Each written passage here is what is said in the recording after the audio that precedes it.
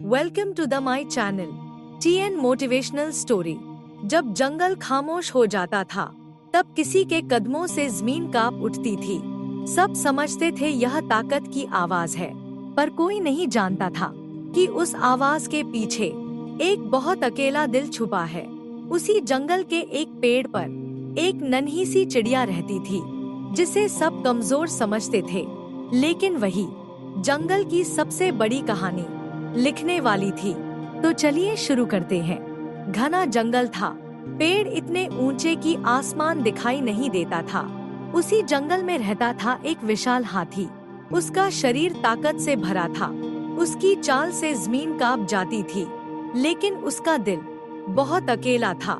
जंगल के जानवर उससे दूर रहते थे, कोई डर से, कोई गलतफहमी से। जब हाथी चलता बाकी जानवर रास्ता बदल लेते, जब वह पानी पीने जाता सब पहले ही भाग जाते। हाथी अक्सर सोचता, काश मैं इतना बड़ा न होता तो शायद कोई मेरे पास बैठता।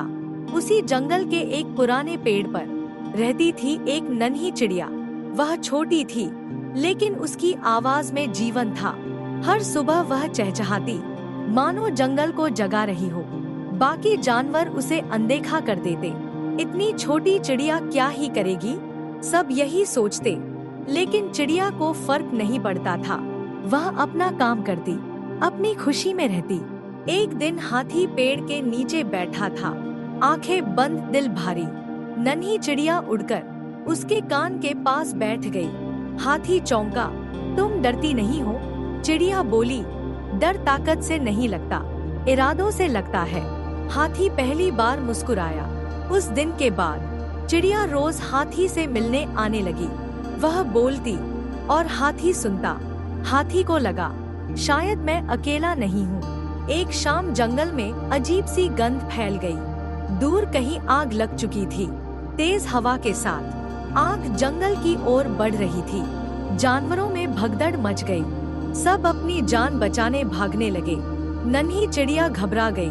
उसका घोंसला उसी दिशा में था जहाँ आग आ रही थी। हाथी ने सब देखा। वह चाहता तो अपनी ताकत से रास्ता बनाकर भाग सकता था, लेकिन तभी उसे चिड़िया की आवाज याद आई। हाथी ने नदी की ओर दौड़ लगाई, अपनी सूंड में पानी भरा और आग पर डाल दिया।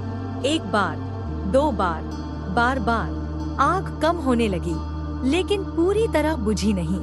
हाथी का शरीर झुलसने लगा, पैर कांपने लगे, फिर भी वह रुका नहीं, क्योंकि आज यह सिर्फ आग नहीं थी, किसी की जिंदगी थी। आखिरकार आग बुझ गई।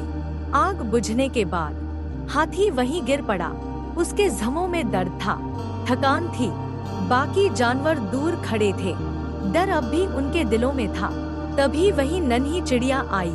उसने हाथी के जख्मों पर बैठकर एक एक कीड़ा निकालना शुरू किया। दिन बीतते गए। चिड़िया रोज आती, हाथी के पास बैठती, उससे बातें करती। धीरे धीरे हाथी ठीक होने लगा। जब हाथी खड़ा हुआ तो जंगल शांत था। जानवरों ने देखा, जिससे वे डरते थे, वही सबको बचाने वाला निकला। हाथी ने कहा, मैं बड़ा जरूर हूँ, लेकिन अकेला नहीं रहना चाहता। नन्ही चिड़िया बोली, और मैं छोटी जरूर हूँ, लेकिन बेकार नहीं। तो दोस्तों, हमें इस कहानी से यह सीख मिलती है कि ताकत अगर दया के साथ हो तो डर सम्मान में बदल जाता है, और जो छोटा दिखता है वही अक्सर सबसे बड़ा काम कर जाता है। तो आज के लिए बस इतना ही।